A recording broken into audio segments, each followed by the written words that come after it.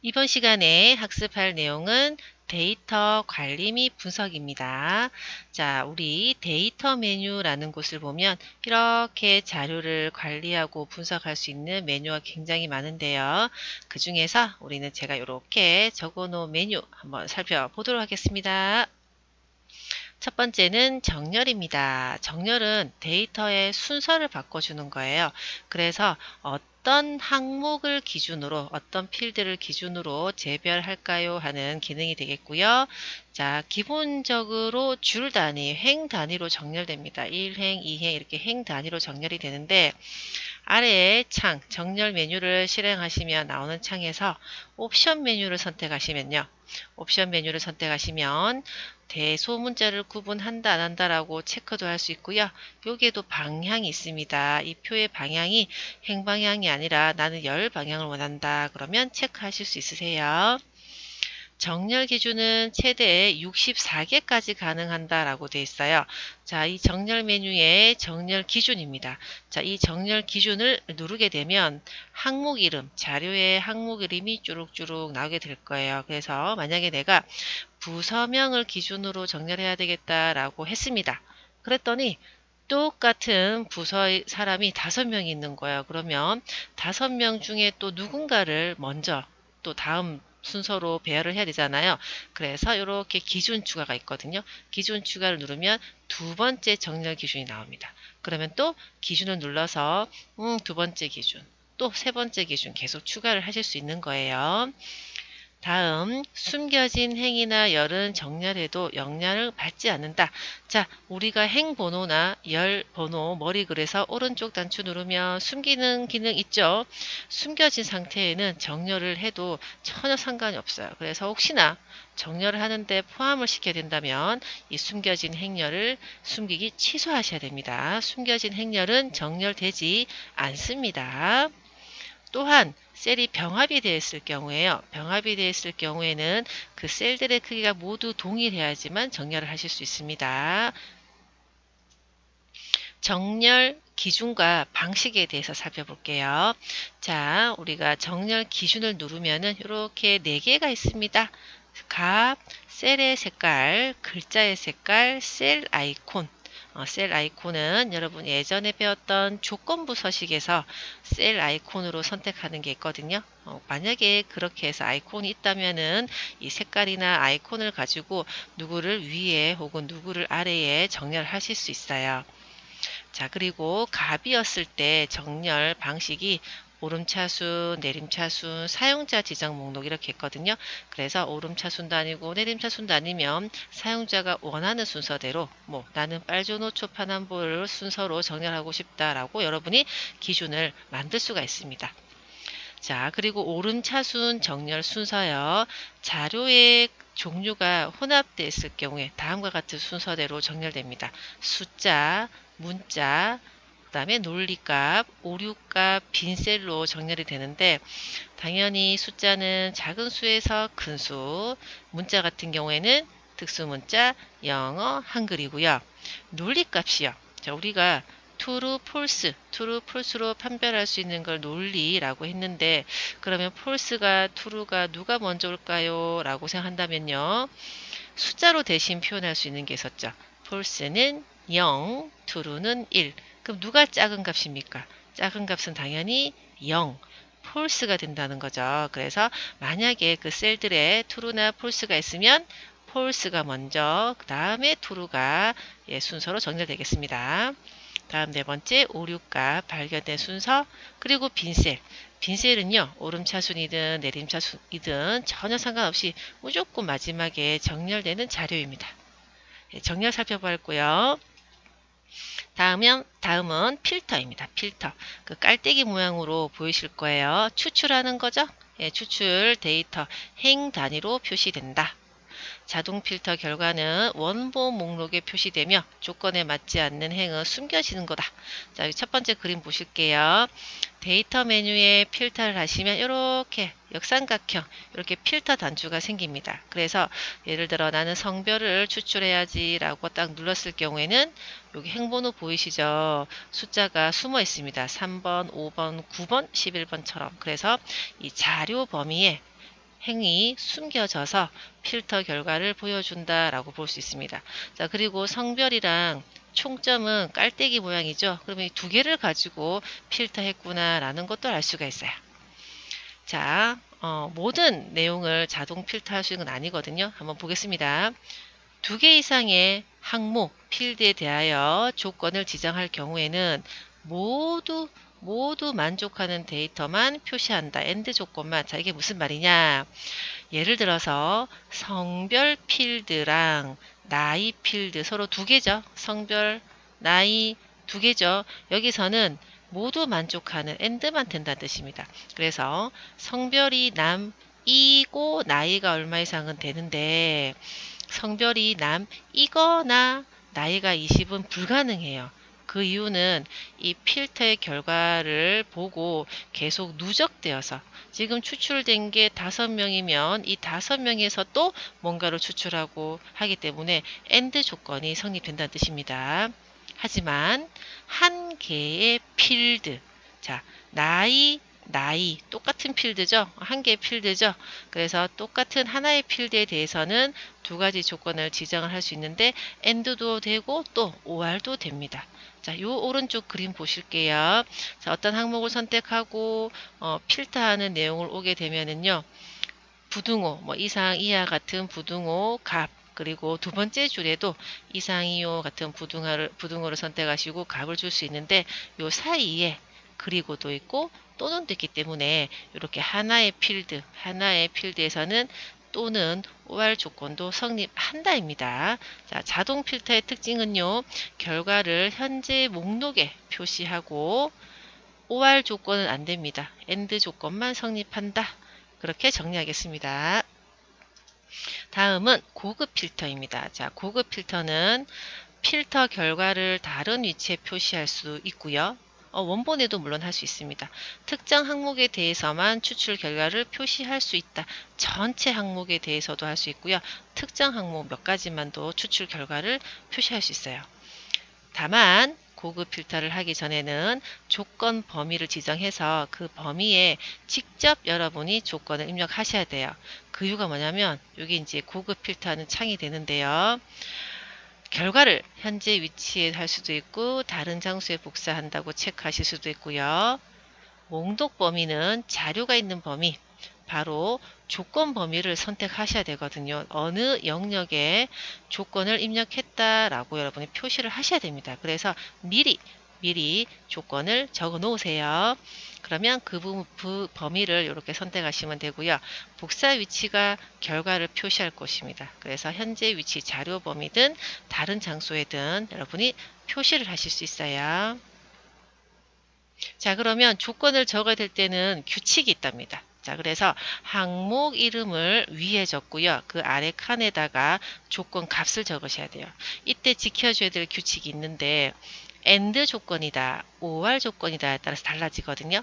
AND 조건일 경우에는 그 조건 값을 같은 행에 입력해야 되고 OR 조건이면 그 값을 다른 행에 입력합니다.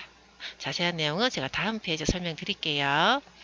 자, 또 와일드카드 문자. 우리가 만능 문자로 모든 문자를 뜻하는 곱하기 뭐 한 글자를 뜻하는 물음표가 있었잖아요. 그래서 뭐 김 곱하기 광역시 이런 식으로 와일드카드 문자 가능하겠습니다.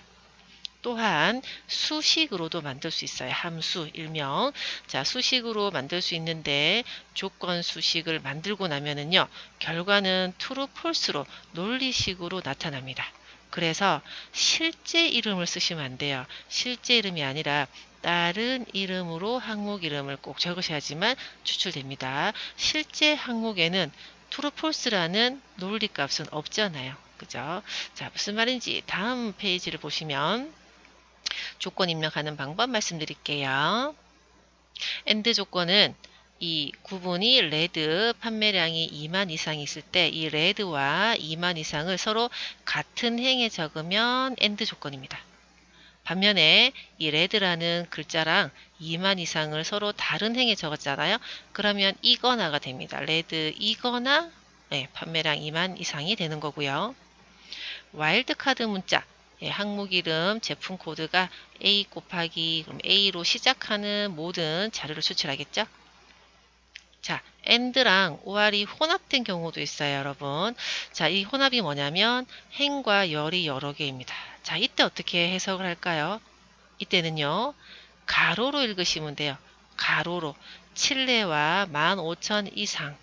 이면서를 같이 하시면 됩니다. 그래서 이걸 해석해 보시면 칠레가 생산지가 칠레이면서 수입량이 15,000.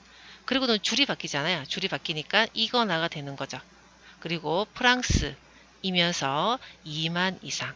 됐나요?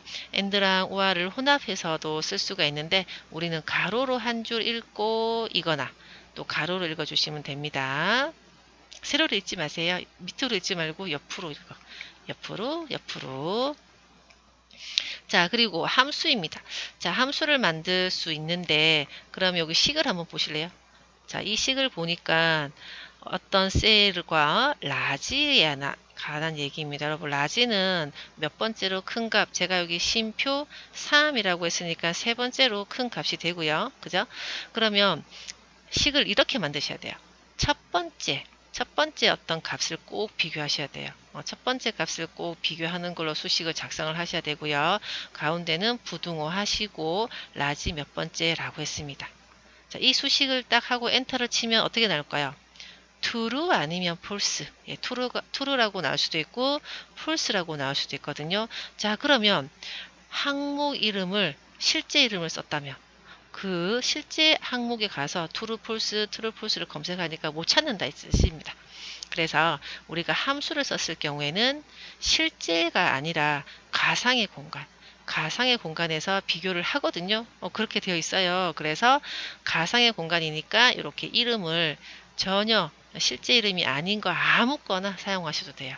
예, 이렇게 이름을 바꾸셔야지만 이 가상의 공간에 가서 이 수식 true, false를 비교할 수 있는 거예요.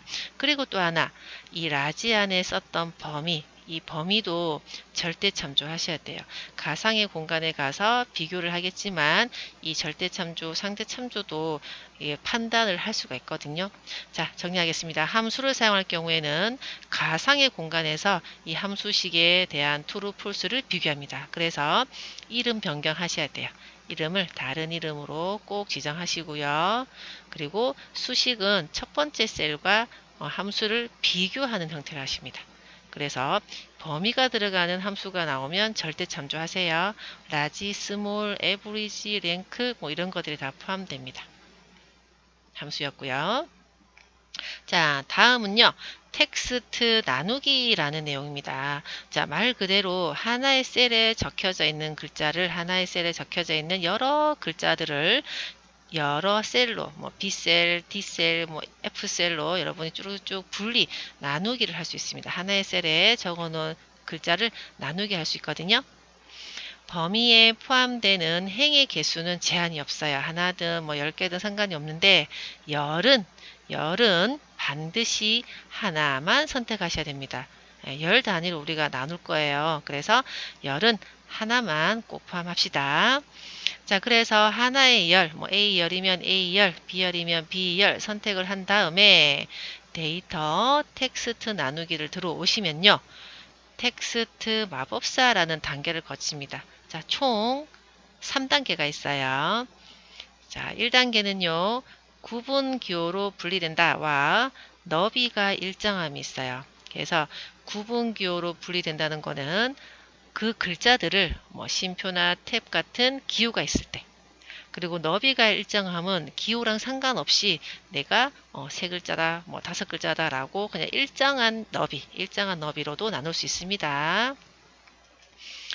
2단계는요, 그 구분 기호가 있다면 기호를 선택하시는 거예요. 그래서 선택은 한 개가 될 수도 있고요. 혹은 뭐 여러 개의 기호를 썼다면 여러 개 가능하고요.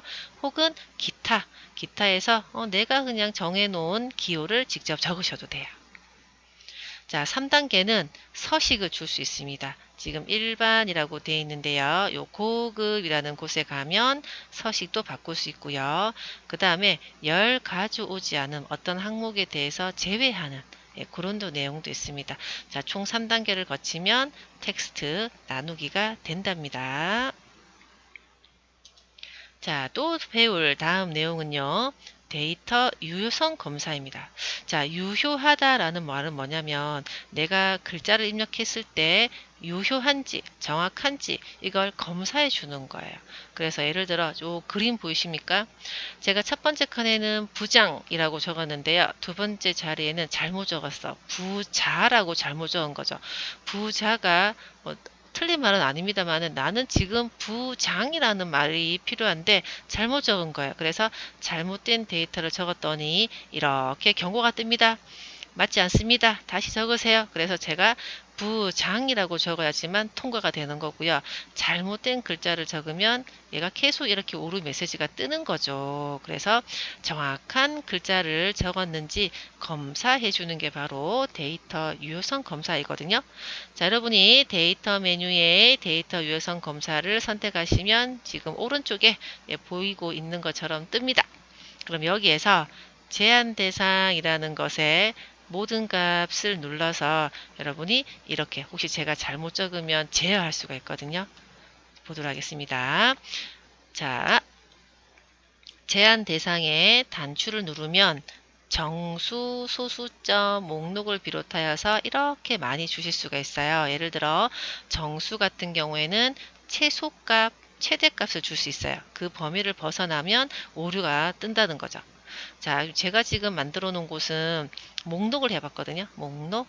자, 목록을 누르시게 되면 원본에다가 이 글자만 입력을 받겠다라고 적어주시는 거죠. 이 네 개의 글자가 아닌 글자를 입력하시면 경고가 뜨는 거예요. 그래서 문자를 직접 적을 수도 있고요. 아니면 그 글자가 있는 셀 주소를 선택하실 수도 있고요. 아니면 정의한 이름, 만약에 그 범위를 직위라고 이름을 했다면 직위라고 적으셔도 돼요. 이렇게 정의한 이름도 적어서 목록에다가 만들면 이 글자가 아닌 것들이 입력이 되면 경고가 뜹니다. 자, 그리고 여기가 바로 오류 메시지거든요. 그래서 오류 메시지도 선택할 수 있어요. 중지, 경고, 정보. 그래서 세 가지 중에 원하시는 거 체크하시면 되겠고요. 자, 이럴 수도 있습니다. 나는 유효성 검사를 데이터 입력 전에 한 게 아니라 입력을 다 하고 후에 입력을 다 하고 검사를 하면 안 될까요? 라고 할 수도 있잖아요. 자, 그래서 지금 이 글자 같은 경우는 제가 먼저 적었습니다. 부장, 부자, 과장, 과자. 이렇게 먼저 적었거든요. 먼저 적고 유효성 검사에 잘못된 데이터를 똥 눌렀더니 이렇게 빨간 원으로 표시합니다. 그래서 유효성 검사는 데이터를 입력하기 전이나 후나 모두 가능해요. 만약에 입력하기 전에 했으면은 경고가 뜰 거고요. 입력한 후에는 이렇게 빨간 원으로 표시할 수 있다. 그래서 여러분이 정확한 자료를 입력했는지 검사해주는 데이터 유효성 검사라는 것을 배웠습니다. 자, 다음은 부분합입니다.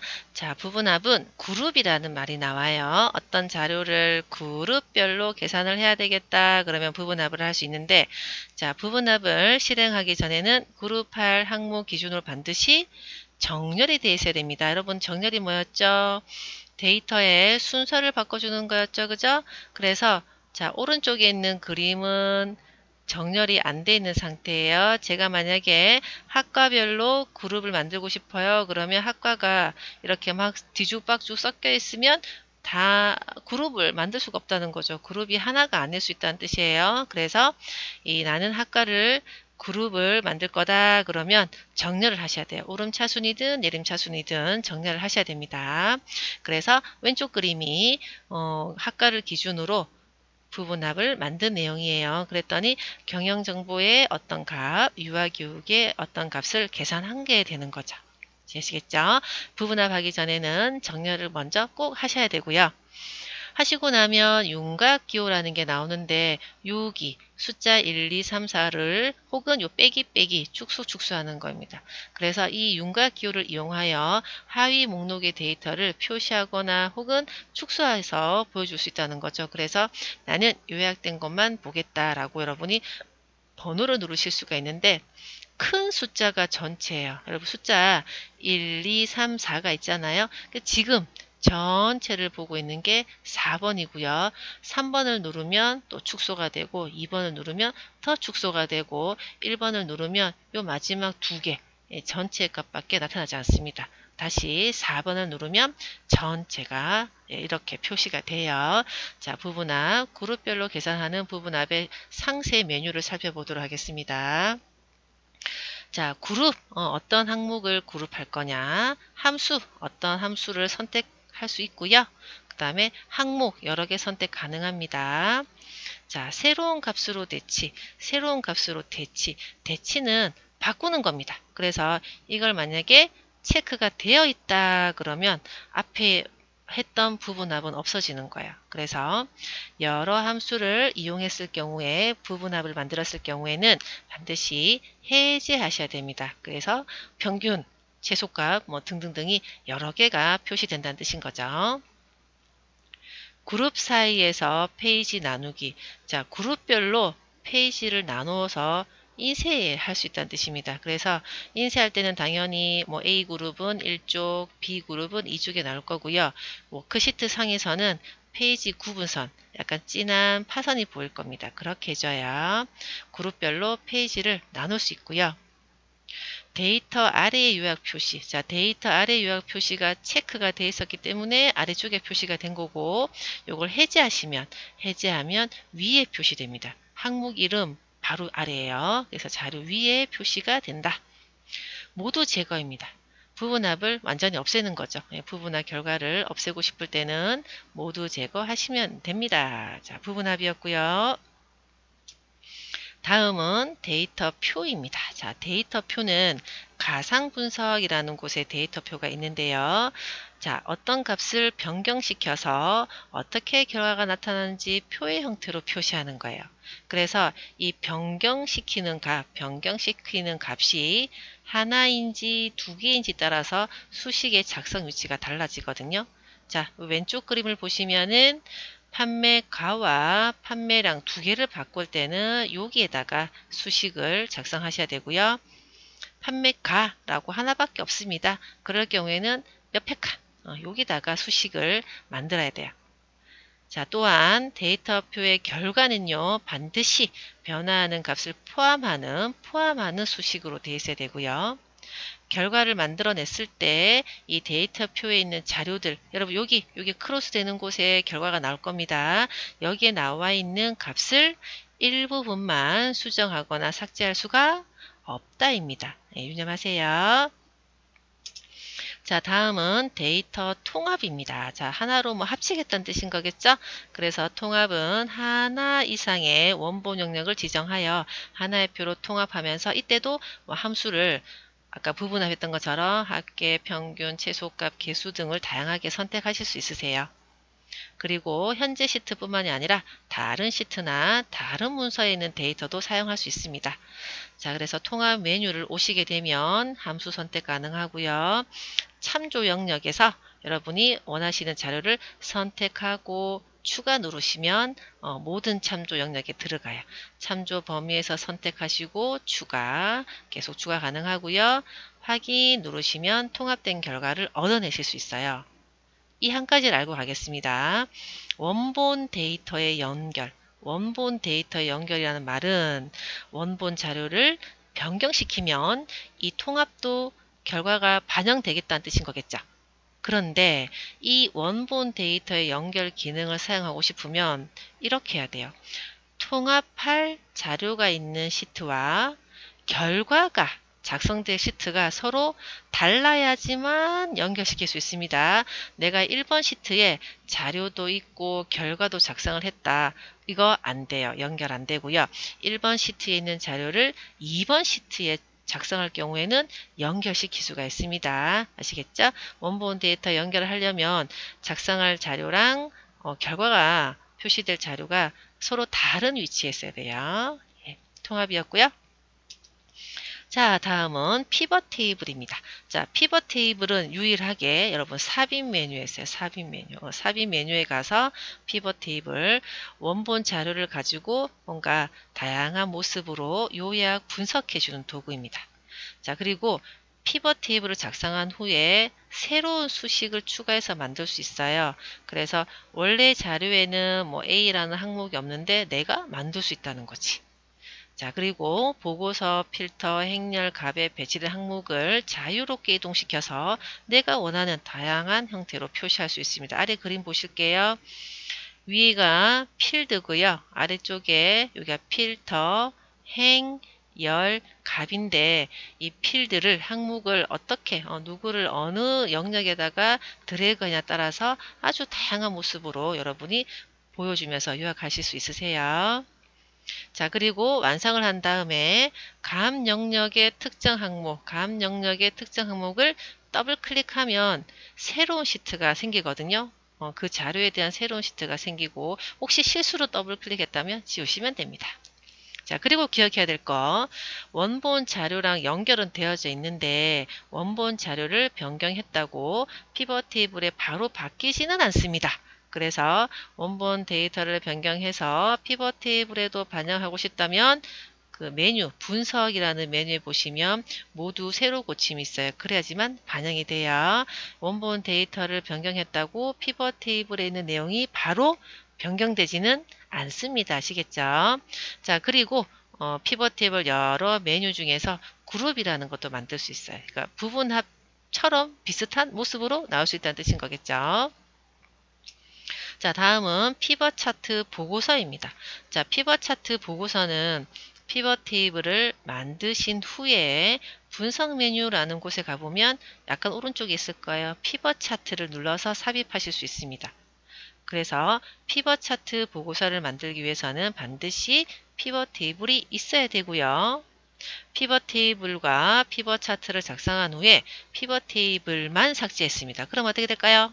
피벗 테이블을 삭제하여도 차트는 지워지지 않습니다. 차트는 다만 피벗 차트가 아니라 그냥 보통의 차트로 변경되어서 사용할 수 있습니다.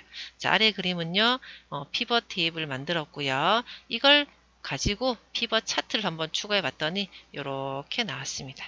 자, 그래서 나중에 테이블을 지운다고 해서 차트가 지워지지는 않습니다. 자, 피벗 테이블과 차트였고요. 자, 다음은 목표값 찾기입니다. 자, 목표값 찾기도 가상 분석이라는 곳에 있거든요. 자, 이 목표값 찾기는 수식에 이것은 알고 있다. 결과값은 알고 있고 그 결과를 이루기 위해서, 목표를 이루기 위해서 변경해야 될 값을 모를 때 사용합니다.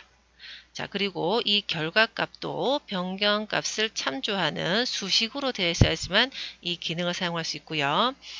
여기서는 변경값을 한 개만 지정할 수가 있는데, 자, 예를 들어서 A1셀의 값이 100이 되기 위해서 B1 값을 모를 경우에 사용하겠습니다. 자, 그러면 이 100이 목표값, 내가 결과값 찾는 값이 된다는 거고요. 모르는 값이 B1이야. B1이 몰라요. 변경해야 될 값이라는 거죠. 그래서 수식 셀에는 A1, 찾는 값에는 100, 값을 바꿀 셀에는 내가 뭐가 궁금하지? 그래서 B1셀이 되는 겁니다. 그래서 확인을 누르면 원본 자료가 딱 바뀌어져 있어요. 그래서 이 100이라는 게 결과값은 알고 있다가 되는 거고 이 변경값 B1을 모르는 거죠. 그래서 목표값 찾기, 수식셀, 찾는 값, 값을 바꿀 셀이고요. 자, 이제 마지막입니다, 여러분. 마지막 시나리오 보도록 할게요. 자, 시나리오도 가상 분석에 있고요. 이것은 다양한 상황과 변수에 따른 여러 가지 결과값의 변화를 가상의 상황을 통해 예측하여 분석하는 도구입니다. 가상 분석에 있는 것들이 다 예측은 하겠죠. 가상이니까. 그런데 개수가 달라요. 목표값 찾기는 1개, 데이터표는 행렬, 2개라면 시나리오는요 최대 32개까지 변경할 수 있고요. 그리고 이 가상 분석에 있는 이 기능 3가지는 다 공통점이 결과셀은 변경셀을 참조하는 수식으로 되어 있어야지만 이 가상 분석에 있는 기능을 사용해서 예측할 수 있는 거예요. 시나리오 결과는 자, 시나리오 요약 또는 시나리오 여기서 피벗 테이블 만들 수 있네요. 만들 수 있습니다. 그리고 시나리오의 이름은 반드시 입력해야 되지만 설명이라는 부분이 있거든요. 이거는 꼭 적을 필요는 없어요. 자, 그리고 시나리오 병합을 통해서 다른 문서에 있는 시나리오를 가져올 수 있습니다. 자, 왼쪽에 보고 있는 거는요. 제가 세율 인상과 세율 인하에 대한 시나리오를 만들었습니다. 그래서 인상일 때, 인하일 때를 한번 예측해 보는 거고요. 이때 이 병합을 누르면 다른 문서에 있는 시나리오도 가져올 수 있고요. 요약! 여기서 요약을 누르면 오른쪽 그림처럼 나타나서 시나리오 요약을 만들 거냐, 시나리오 피벗 테이블을 만들 거냐 선택하실 수 있고, 결과, 궁금한 거, 예측하고 싶은 결과지를 선택하시면 나와요. 그래서 시나리오 결과는 이런 모습으로 나옵니다. 여러분 해석 가능하시겠어요? 자, 현재값, D열은 현재값, E열과 F는 인상일 때, 인하일 때입니다. 그러면 무엇을 바꾸겠다고 돼 있나요? 세율을 변경하겠다. 그리고 궁금한 거, 어떤 걸 결과를 볼까 했더니 각각의 1, 2, 3월의 결과를 보겠다는 거죠. 그래서 이렇게 시나리오 요약이라는 걸 보니까 한눈에 예측할 수 있겠죠. 예측을 할 수가 있겠습니다. 자, 지금까지 우리 데이터 관리 분석에 대해서 학습해 보았습니다. 고생하셨습니다.